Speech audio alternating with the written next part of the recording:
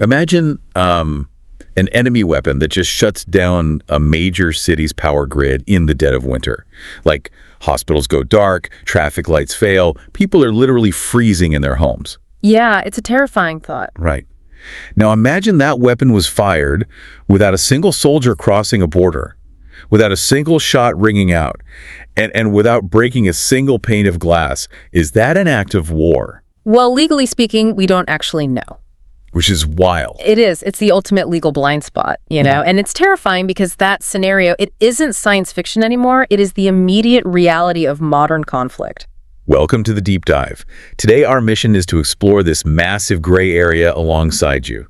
We're looking at what happens when the ancient rules of war, collide with weapons made entirely of invisible code. Yeah, and we have some really fantastic source material for this today. We do. We're pulling from excerpts from the Digital Frontier series by Ambat Legal Insight. They've done this really brilliant job of breaking down international law in the age of cyber warfare. They really have. And I think the historical context they provide right at the start really sets the stage for everything. Because, human beings have always tried to regulate conflict. Right. Like making rules for how we kill each other. Basically, yeah. And historically, the law is completely reactive. Like someone invents gunpowder and the law eventually sort of adapts to that. Slowly, but it adapts. Exactly.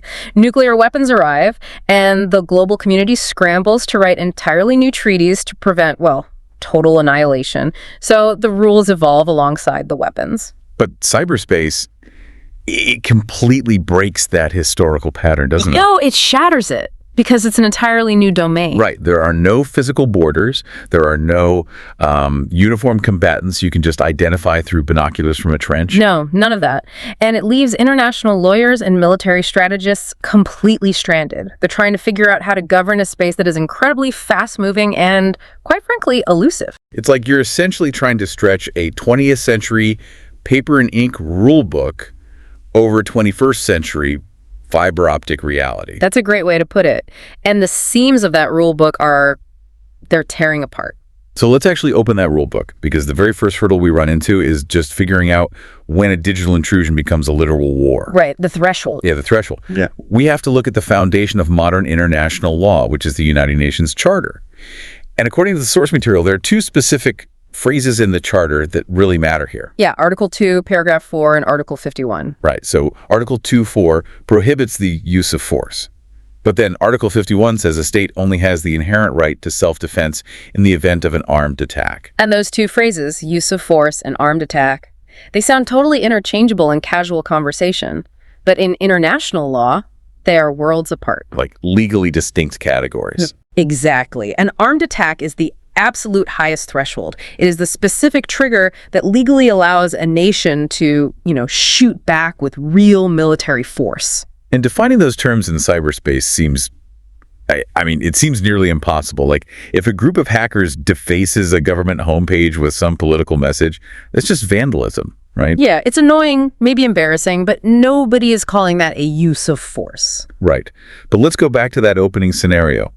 If an adversary types some malicious code from a laptop halfway across the world, and that code shuts down a civilian power plant for the winter, literally endangering lives, how does the law treat that? That's the million-dollar question. Because if they dropped a literal kinetic bomb on that exact same power plant, we'd all universally agree, yes, that's an armed attack. Right, and many legal scholars argue exactly that. They advocate for what's called an effects-based approach. Okay, an effects-based approach. Meaning what exactly? Meaning the logic is, if a cyber operation causes physical damage or endangers human lives, it should be considered a use of force or even an armed attack. Right. The weapon used doesn't matter. So if the effect is the same as a bomb, the law treats it like a bomb. Exactly. It focuses on the real-world consequences rather than the lines of code.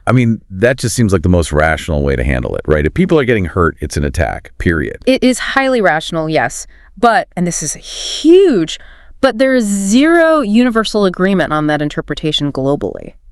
Wait, really? Zero? Zero consensus. Some states demand a very strict traditional definition. They argue that if there is no physical kinetic weapon involved, like a missile or a tank, it simply cannot trigger Article 51. It feels so outdated. It's very traditional, but then other nations want a much broader definition. And I'd imagine part of the reason they can't agree is that that ambiguity is actually strategically useful. Oh, absolutely. It's a massive advantage. Right, because if you don't define exactly where the line is, you can launch these massive, continuous cyber operations against a rival's economy. Like, say, secretly draining billions of dollars out of their financial sector over 6 months and essentially dare them to call it a war. That is exactly the strategic calculation happening every single day right now. States are operating right up to the very edge of what they think the threshold is. Yeah. They're exploiting the fact that the international community hasn't explicitly drawn the line yet. Wow. Okay, but let's say they do cross it. Let's assume that threshold is crossed. Okay. Say a cyber operation is so devastating that the entire global community looks at it and agrees, yes, absolutely, this is an act of war. We still have to figure out how to fight it legally, right? Right, because once you're in a war, the rules of war apply. But the standard rules of engagement were designed for muddy, physical battlefields. So how do they translate to, like, servers and routers? Well, that takes us into international humanitarian law, or the law of armed conflict. And the entire purpose of this legal framework, its whole reason for existing, is to protect civilians during wartime. Okay. And it rests on two absolute non-negotiable pillars: distinction and proportionality. Distinction and proportionality. Okay, let's unpack distinction first, because this is where the actual physical architecture of the internet becomes a huge problem. Oh, it's a nightmare. Right, because distinction is the rule that armies must differentiate between military targets and civilian targets. Like, Right. you don't bomb the civilian hospital just to destroy the military bunker next door. Exactly. You have to distinguish between the two. But in cyberspace, the source material points out that infrastructure is overwhelmingly dual use. Yeah, and to understand why this dual use problem is such a massive headache, we have to look at how the internet is physically built in the real world. Okay, lay it out for us. Think about it. Laying transoceanic fiber optic cable costs billions and billions of dollars. Building these vast climate-controlled server farms costs billions more. State militaries simply do not have the budget or the logistical capacity to build an entirely separate, parallel global internet just for their own private communications. So what do? They just lease space on the existing one. They do. They use the same infrastructure we all do. A highly classified military communications network might be running on the exact same commercial servers, utilizing the exact same underwater cables that support local hospitals, civilian emergency services, and, global banking. That's kind of mind-blowing when you think about it. In the physical world, the military base and the hospital are two distinctly different buildings. You can look at a map and see the difference. Right. But in the digital domain, they're virtually sitting right on top of each other. They're intertwined. So if a state military wants to take out an enemy's communication array and they launch a cyber attack on that shared server, identifying and isolating just the military data while leaving the civilian data perfectly intact, that requires a level of surgical precision that malware often simply does not possess, right? Right, because malware is inherently designed to self-propagate. It's not a static bullet. It's like a virus. Exactly. It seeks out vulnerabilities and it spreads. So a piece of code intended to, say, wipe a military logistics database can easily leap across a shared network and inadvertently wipe out a civilian hospital's patient record system. Wow. And that leads perfectly into the second pillar you mentioned, proportionality. Yes. The rule of proportionality. Which is the rule that says civilian harm cannot be excessive compared to the direct military advantage you're anticipating. That's the definition, yes. But I have to push back on this concept even existing in the digital age. Applying the rule of proportionality to the internet feels like it's like trying to calculate the blast radius of a bomb that can magically travel through the plumbing. That is an incredibly vivid way to put it. Right. You think you're blowing up one sink in a military base, and suddenly 1,000 pipes burst across the entire city. And your pushback is entirely validated by the experts in the Ambat legal insight piece. The sheer interconnectivity of the modern world makes proportionality assessments nearly impossible to actually calculate. Just think about the cascading effects. Let's say an attacker targets a specific logistical software used by an enemy navy, right? They want to delay a warship deployment. Okay, a perfectly valid military target under traditional rules. Right. But what if that exact same logistical software is used by a major commercial shipping port? Suddenly, civilian cargo ships stop moving. Supply chains bottleneck globally. Deliveries of life-saving medical supplies to civilian populations are delayed by weeks. Yep. The butterfly effect. Exactly. So how can a military lawyer sitting in some windowless command center possibly predict that entire global chain reaction beforehand to calculate if the attack is proportional? Well, the short answer is they can't. In physical war, you calculate the blast radius of a munition. You know the physics. You know exactly how far the shrapnel will fly. It's just math. Exactly. But in a cyber war, the blast radius could be contained to a single local server room, or it could cascade into the entire global shipping industry. That level of extreme uncertainty essentially paralyzes legal compliance. But even if we figure out the math of proportionality, we hit another wall that doesn't exist on a traditional battlefield. Invisibility. Yes. The attribution problem. Right. Because if you don't know who fired the weapon, how do you know who you're legally allowed to shoot back at? This is perhaps the most fatal flaw in applying traditional international law to cyberspace. Yeah. Every single principle we've discussed so far, self-defense, distinction, proportionality, they all assume you can actually identify your attacker. Because international law is fundamentally built to hold states accountable. But the internet offers this ultimate cloak of invisibility. It does. Attackers almost never use their own government IP addresses. They use global botnets. Wait, explain botnets for a second. That's when they hijack regular devices, right? Right. Imagine millions of compromised devices. We're talking smart fridges in suburban kitchens, webcams in corporate offices, baby monitors. Baby monitors. Yeah. Seriously. Seriously. All of them hijacked by a state actor to silently bombard a target server at the exact same millisecond. The attack is literally coming from everywhere and nowhere at once. That is horrifying. And the source material mentions it gets even more convoluted with false flags. Well, false flags are standard practice now. Like if I'm a state-sponsored hacker, I can intentionally compile my malware during Moscow business hours to make it look like I'm Russian. Yes, or insert fragments of code written in Cyrillic. Or use specific techniques previously associated with a known Chinese hacking group. It's a digital frame-up. So forensic cyber investigations, just what? They just hit a dead end? Often, yes. They hit a dead end at a proxy server in a completely different, unrelated country. Now, it is important to note that intelligence agencies often do figure out who is behind an attack. Okay, so they do know. Oh, they know. They use highly classified signals intelligence, human informants, deep pattern analysis. They know exactly who did it. But knowing it and proving it in an international court are two completely different things. Exactly. If a state publicly presents the technical evidence proving they know who hacked them, they simultaneously reveal exactly how they gathered that evidence. They burn their own intelligence sources. Precisely. They show the enemy exactly which networks they have successfully infiltrated, which then allows the enemy to patch those vulnerabilities. So they are completely trapped, because the law of state responsibility requires the responsible state to cease the wrongful act and provide reparations. But you can't officially demand reparations without undeniable public attribution. And that creates a massive, gaping hole between legal theory and practical, real-world enforcement. Let me make sure I'm fully grasping the implications of this. Is for it. If a nation-state hires a random, dark web criminal hacker group to act as their proxy and pays them in some untraceable cryptocurrency to attack a rival's infrastructure, do they basically get a get-out-of-jail-free card simply because the victim country can't definitively prove the connection without burning their own spies? That is the grim reality of the current landscape. Yeah. It severely weakens international deterrence. Bad actors look at the system and realize they can operate with near impunity. That is deeply unsettling.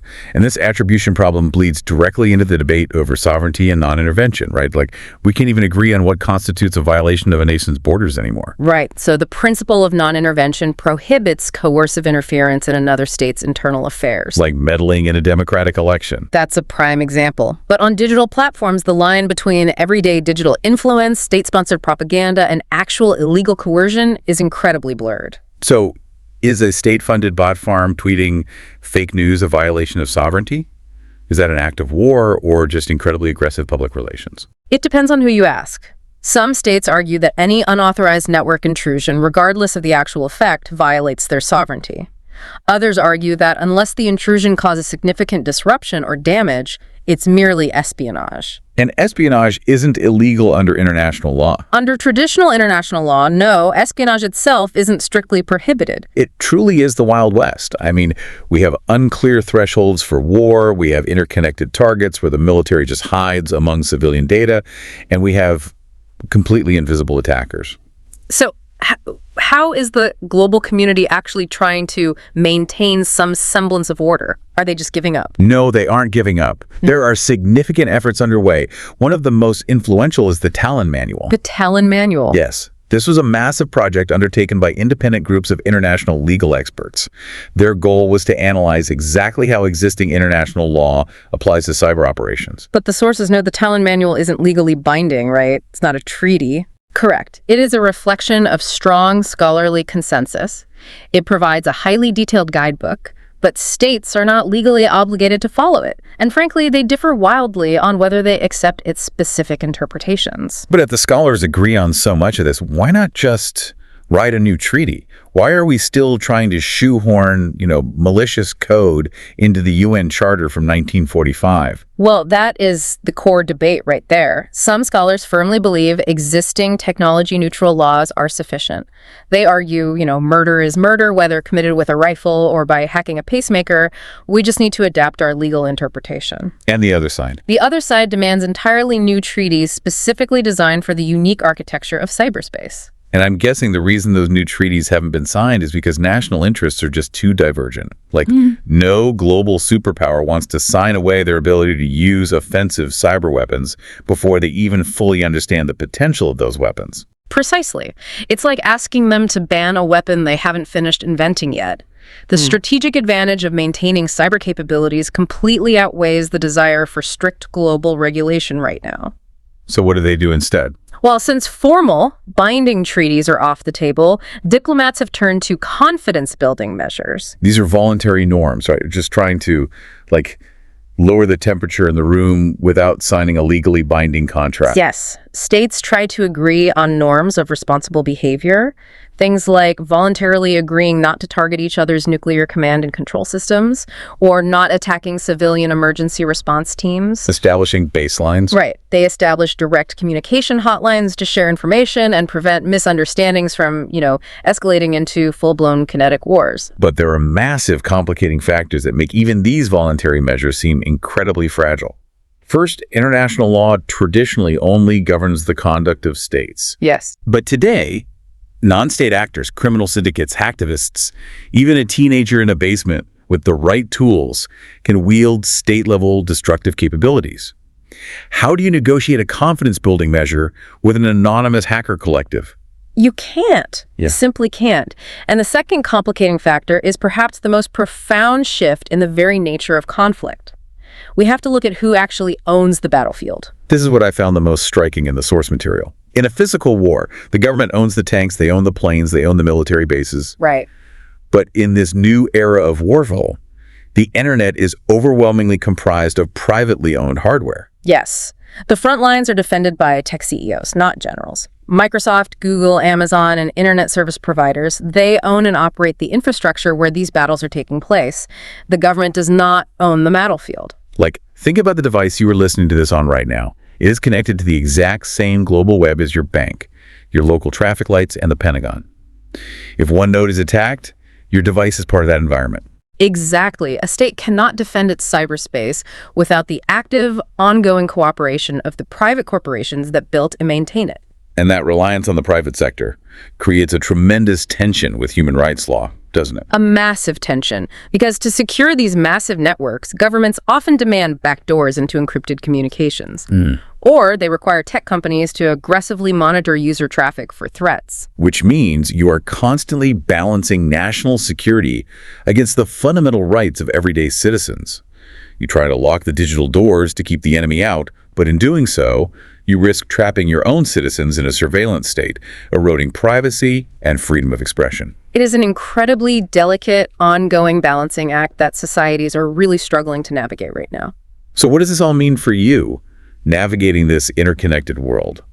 Let's recap the journey we've taken through the Ambat Legal Insight material today. We started with the realization that our existing international laws provide a foundation, but it's a foundation built for a world of visible borders and physical destruction. And that foundation is quite literally cracking under the weight of technological complexity.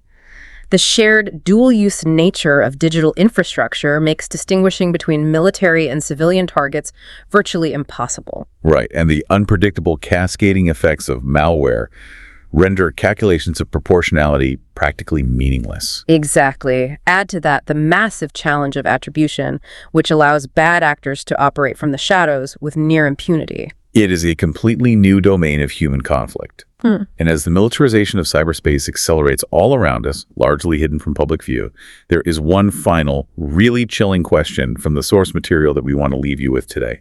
A scenario to mull over. The issue of cross-domain responses. Let's go back to our opening image.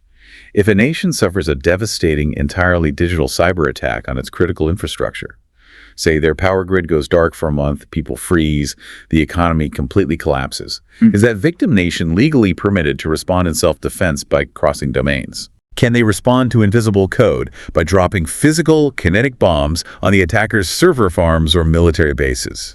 As the invisible war spills over into the physical world, that debate exactly when digital actions justify physical destruction is the most urgent question international law faces today, and it remains entirely unsolved. But it's a question we are all going to have to face very soon. Thank you for joining us on this deep dive. Stay curious. Subscribe to Ambat Legal Insight and stay legally informed with clear, practical, and reliable breakdowns of the law.